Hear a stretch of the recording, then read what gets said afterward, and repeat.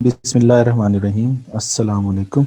Trade की जो factors है ना, यानी ट्रेड किस पे डिपेंड करती है? ट्रेड डिपेंड्स ऑन, यानी ट्रेड फंक्शन है किसका? कंपैटिटिवनेस का है।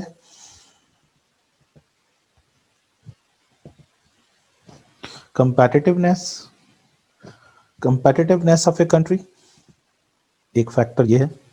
नंबर टू है prices prices of the product of the country.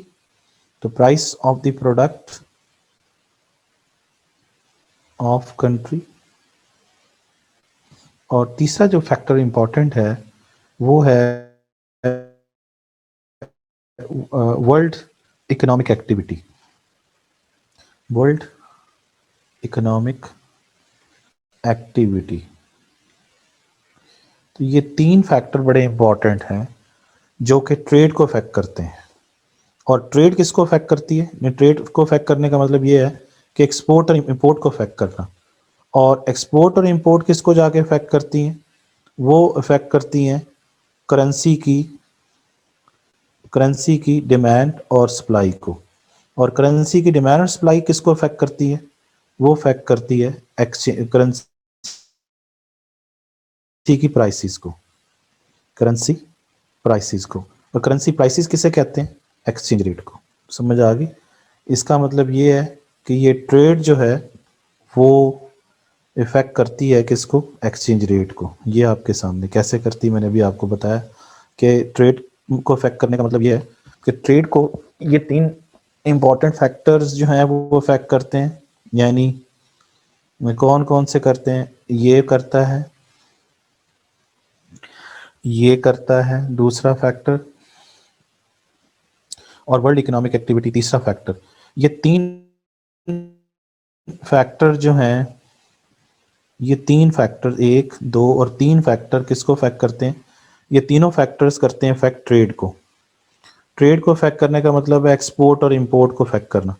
Export और इंपोर्ट अफेक्ट किसको करते हैं? करेंसी की डिमांड और सप्लाई को। ये अभी मैंने समझाया। ये वाली चीज़ ये देखें कि एक्सपोर्ट और इंपोर्ट जो हैं ये आपके सामने किस तरीके से करेंसी की डिमांड और सप्लाई को इफेक्ट करते हैं, ये मैंने अभी आपको समझाया आपके सामने। और फिर करेंसी की डिमांड सप्लाई इफेक्ट किसको करती है? वो इफेक्ट करती है करेंसी की प्राइसेस को। करेंसी की प्राइसेस किसे कहते हैं? एक्सचेंज रेट को कहते हैं। तो एक्सचेंज रेट इफेक्ट होता है। और यही हमारा बात थी कि क्या बात थी कि ट्रेड क्या कर रही है? ट्रेड इफेक्ट कर रही है किसको? एक्सचेंज रेट को। यही बात मैं आपको समझा रहा था, पहली चीज।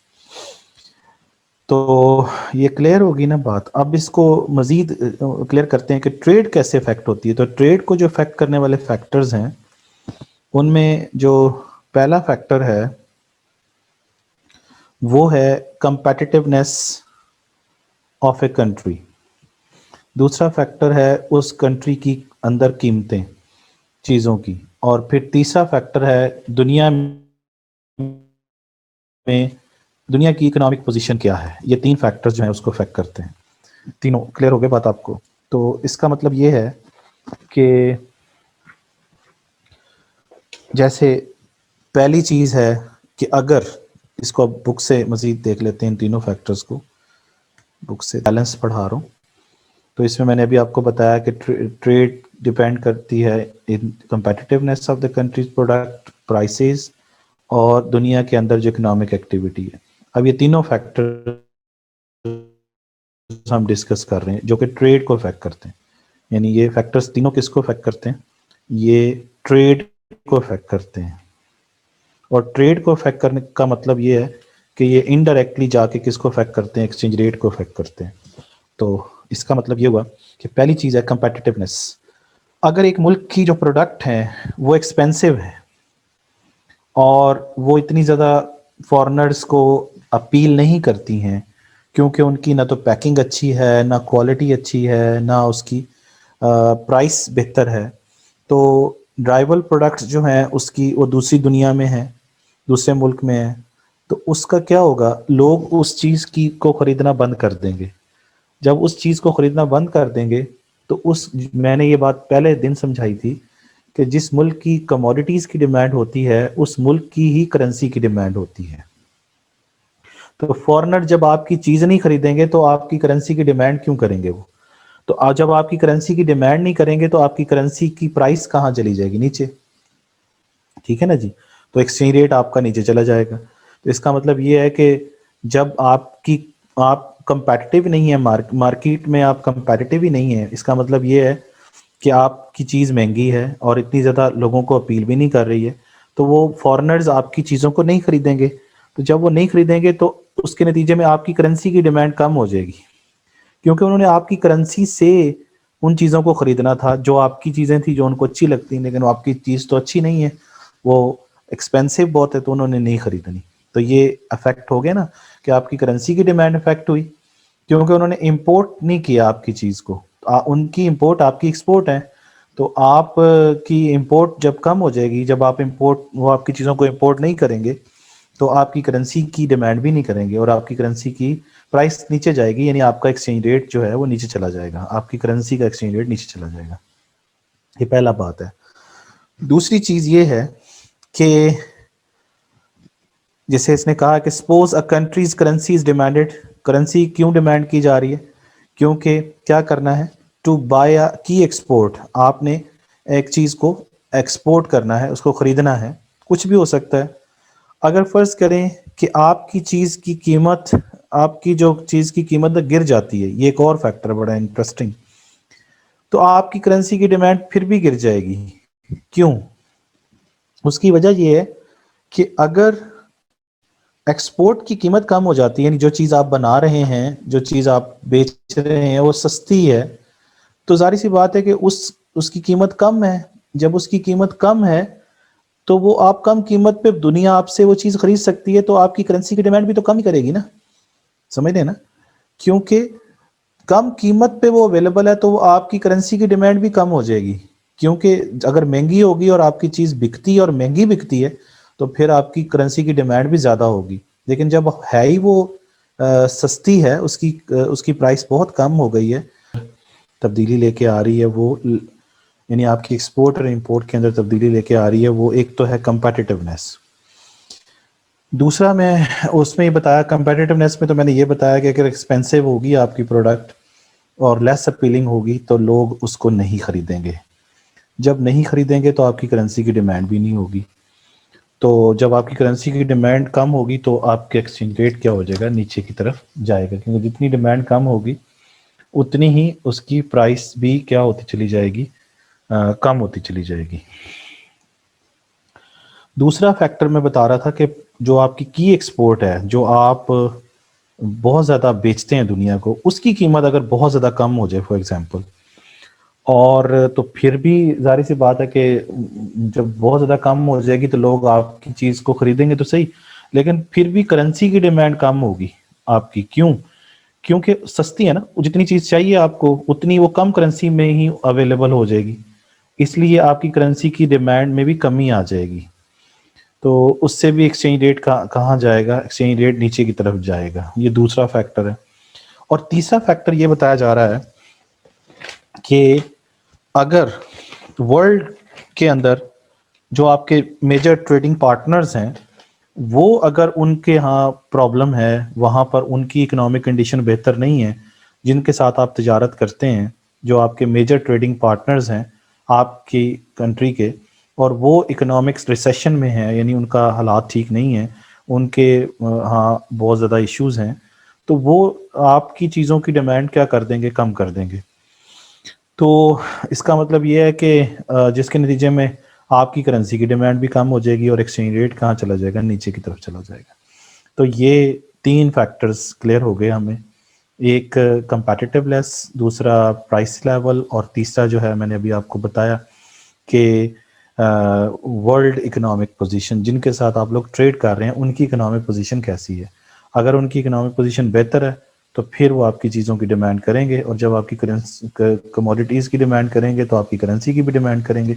जब आपकी करेंसी की डिमांड करेंगे तो आपकी करेंसी की कीमत ऊपर जाएगी, मतलब एक्सचेंज रेट ऊपर जाएगा।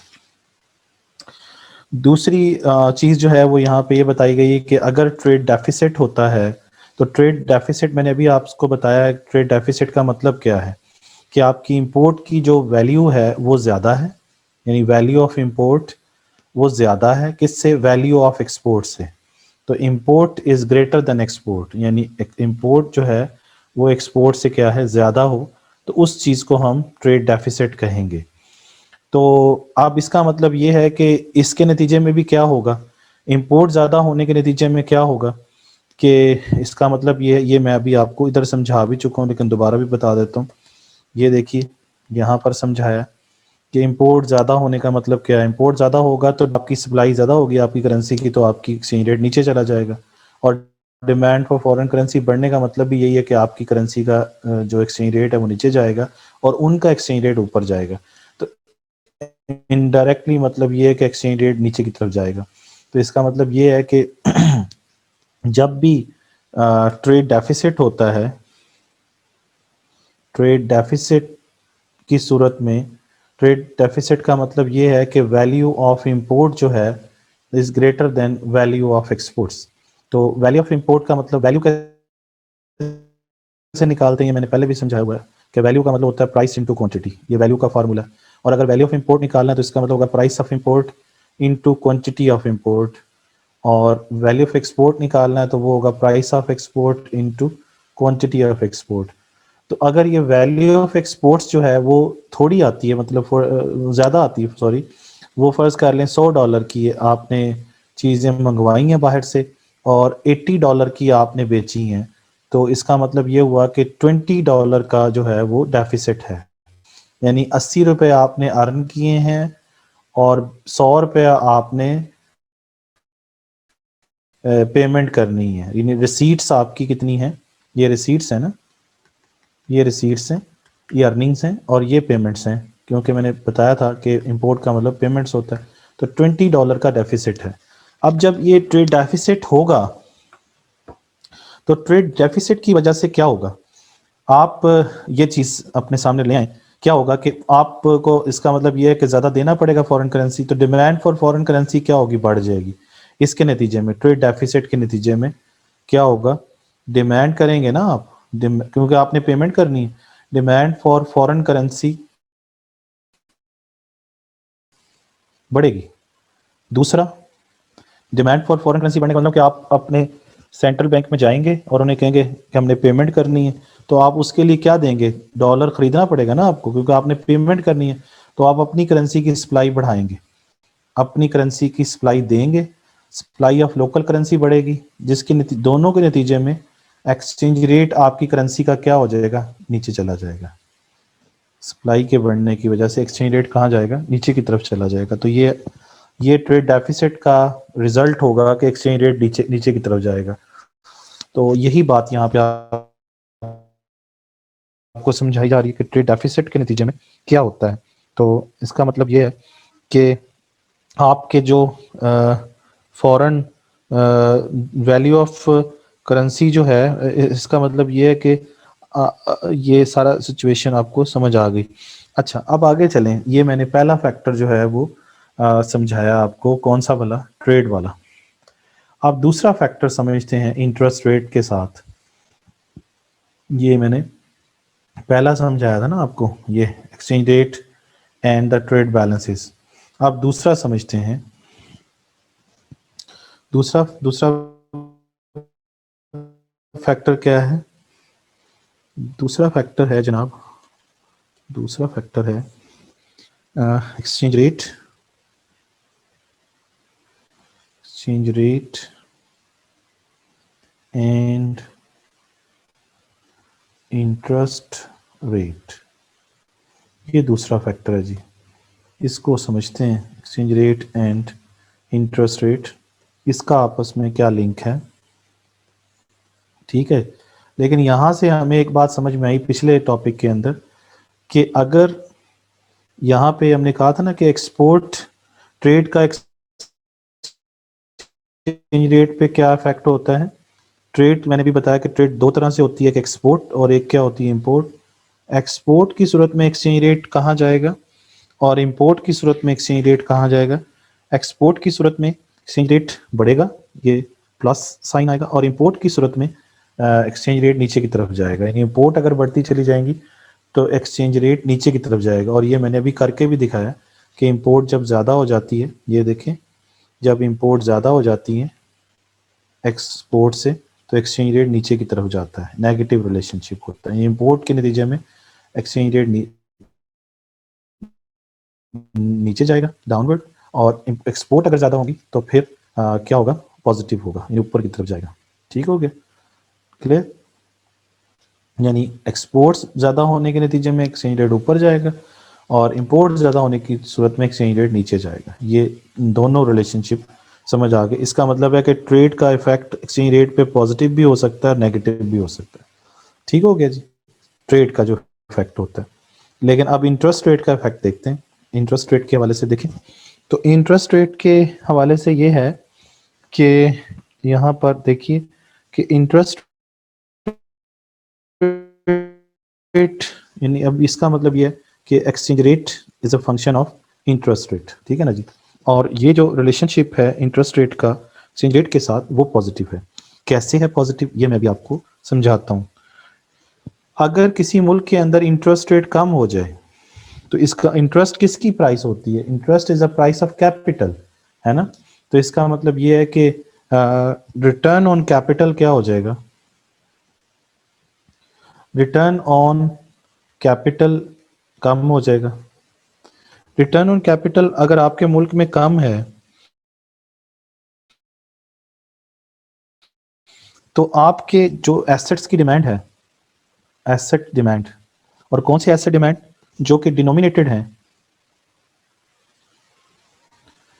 डिनोमिनेटेड इन लोकल करेंसी, मतलब कोई बॉन्ड है या कुछ भी है, तो वो उन एसेट्स की डिमांड में क्या आ जाएगी, कमी, एसेट्स की डिमांड में कमी आ जाएगी।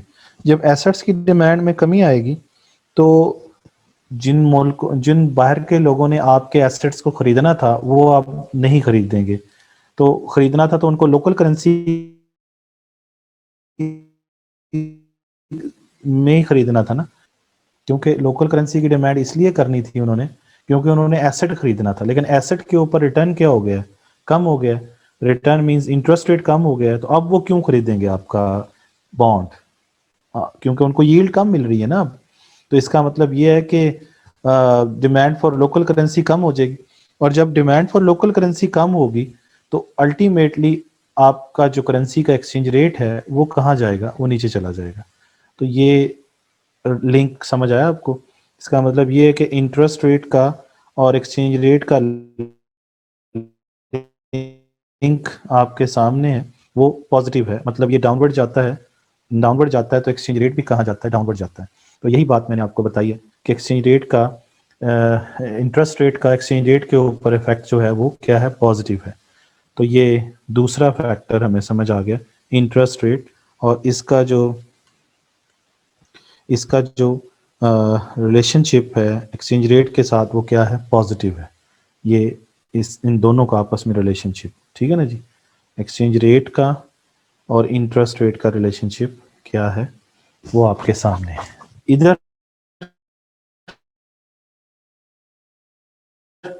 क्लियर होगी बात। इसके अंदर हमने, इसका मतलब ये था, हम यहाँ पे कर रहे थे कि exchange rate is a function of trade. मैंने इस जर्नल को अलग अलग करके बता रहा हूँ, और इसमें फिर exchange rate is a function of दो कर लें, यानी एक्सपोर्ट्स, और फिर exchange rate is a function of imports, क्योंकि ट्रेड का मतलब एक्सपोर्ट और इंपोर्ट। तो एक्सपोर्ट के साथ पॉजिटिव रिलेशनशिप है एक्सचेंज रेट का, और इंपोर्ट के साथ नेगेटिव रिलेशनशिप है। ये दो मैंने अब आपको समझा दिए, एक ट्रेड के साथ और एक इंटरेस्ट रेट के साथ। ये मेरे ख्याल आपको समझ आ गए होंगे। और इसके बाद नेक्स्ट अगर हम चलें तो नेक्स्ट है हमारे पास क्या, प्राइस लेवल। तो प्राइस लेवल के साथ जो रिलेशनशिप है वो क्या है, प्राइस के साथ एक्सचेंज रेट का जो रिलेशनशिप है वो नेगेटिव है, नेगेटिव। लेकिन वो नेगेटिव कैसे है वो मैं अभी आपको समझाता हूँ। ठीक है जी। तीसरा फैक्टर, तीसरा फैक्टर क्या है, एक्सचेंज रेट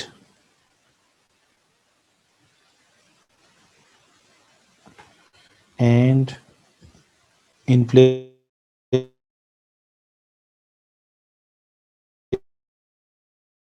इन्फ्लेशन रेट, तीसरा फैक्टर, और इसको अब हम समझ लेते हैं। ये फैक्टर जो हम समझने जा रहे हैं, और मैंने अभी आपको बताया क्या भला कि exchange rate is a function of prices यानी इन्फ्लेशन, और ये कौन सा रिलेशनशिप है कि प्राइसेस के साथ एक्सचेंज रेट का जो रिलेशनशिप है वो क्या है, वो नेगेटिव है। वो नेगेटिव कैसे, वो मैं अभी आपके साथ डिस्कस करता हूँ वो कैसे है।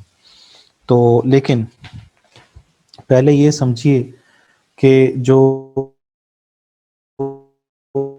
इन्फ्लेशन रेट है वो क्या है। तो इन्फ्लेशन रेट का मतलब ये है, ये अभी आगे आ भी रहा है, इन्फ्लेशन में मज़ीद डिटेल से भी समझा दूंगा, लेकिन अभी थोड़ा सा बता देता हूँ कि इन्फ्लेशन का क्या मतलब है। Inflation means persistent and continuous rise in the general or average price level. तो ये इन्फ्लेशन की डेफिनेशन है। इन्फ्लेशन का मतलब ये है कि परसिस्टेंटली और कॉन्टिन्यूसली अगर राइज होना शुरू कर दे, जर्नल या एवरेज प्राइस लेवल बढ़ना शुरू कर दे, तो उसे हम इन्फ्लेशन कहते हैं। समझ गए? यानी कीमतें मुसलसल और मुतवातर अगर बढ़ना शुरू हो जाएं तो उसे हम इन्फ्लेशन कहते हैं। ठीक है, अभी मैं इसमें मज़ीद डिटेल पे नहीं जा रहा हूँ, सिर्फ इतना ही समझा रहा हूँ। ये जब चैप्टर अगला चैप्टर आएगा तो उसमें डिटेल से आएगा, फिर हम डिटेल में डिस्कशन करेंगे कि इन्फ्लेशन क्या होता है। लेकिन अभी फ़िलहाल इतना ही काफ़ी है कि अगर प्राइसेस कॉन्टिन्यूसली और परसिस्टेंटली बढ़ना शुरू हो जाए, एवरेज प्राइस लेवल या जनरल प्राइस लेवल, तो उसे इन्फ्लेशन कहते हैं। अब इसका हमने लिंक देखना है कि प्राइस कैसे एक्सचेंज रेट को नेगेटिवली इफेक्ट करती है। तो उसके लिए आप ये समझिए कि अगर प्राइसेस में इजाफा हो जाए, पहला चीज़ कि अगर प्राइसेस में इजाफा हो जाए, तो प्राइसेस में इजाफा होने से आपकी चीज़ों की आपकी चीज़ें महंगी हो गई हैं, आपके मुल्क में चीज़ें महंगी हो गई हैं। तो जब आपके मुल्क में चीज़ें महंगी हो जाएंगी तो आपके लोग आपकी अपनी चीज़ें कम खरीदेंगे और बाहर से चीज़ें ज़्यादा मंगवाएंगे। तो इसके नतीजे में क्या होगा कि डिमांड जो है इंपोर्टेड गुड्स की वो बढ़ जाएगी। डिमांड फॉर इंपोर्ट्स क्या होगी, बढ़ जाएगी। जब डिमांड फॉर इंपोर्ट बढ़ेगी तो जाहिर सी बात है आप चाइना की चीज़ें मंगवाएंगे या इंडिया की चीज़ें मंगवाएंगे या ईरान की चीज़ें मंगवाएंगे या यूएसए की चीज़ें मंगवाएंगे या किसी मुल्क से तो मंगवाएंगे ना जहां सस्ती लग रही है आपको। तो आपको उन अपनी करेंसी की सप्लाई ज्यादा देनी पड़ेगी ताकि उस मुल्क की करेंसी खरीद सकें जिस मुल्क से वो चीज मंगवानी है। तो सप्लाई ऑफ लोकल करेंसी होगी फॉरेन एक्सचेंज मार्केट में, वो बढ़ जाएगी। क्यों? कि सप्लाई दे के क्या देनी लेना है, डिमांड करनी है, demand for foreign currency, demand for foreign currency बढ़ जाएगी क्योंकि फॉरेन करेंसी से ही तो आपने बाहर की चीज़ें खरीदनी है, डिमांड फॉर इंपोर्ट करनी है, बाहर की चीज़ें खरीदनी है। तो अपनी करेंसी देंगे तो उनकी करेंसी लेंगे ना, क्योंकि करेंसी से ही करेंसी खरीदी जानी है। तो जब आपकी करेंसी की सप्लाई बढ़ जाएगी तो आपकी करेंसी का एक्सचेंज रेट कहाँ जाएगा? सप्लाई के बढ़ने से प्राइस कहाँ जाती है? नीचे जाती है। तो ऑटोमेटिकली एक्सचेंज रेट कहाँ जाना है? नीचे की तरफ जाना है। और दूसरा भी फैक्टर यही बता रहा है कि जब फॉरेन करेंसी की डिमांड बढ़ेगी तो फॉरेन करेंसी का एक्सचेंज रेट तो बढ़ जाएगा, लेकिन आपकी करेंसी का एक्सचेंज रेट इसका मतलब है गिर जाएगा, क्योंकि एक करेंसी का एक्सचेंज रेट बढ़ना इनवर्सली क्या है कि दूसरी करेंसी का एक्सचेंज रेट गिर गया। तो यहां से समझ आ गया कि प्राइसेस के बढ़ने की वजह से एक्सचेंज रेट पे क्या फर्क पड़ा, वो आपके सामने है। एक्सचेंज रेट जो है वो ये आपके सामने है।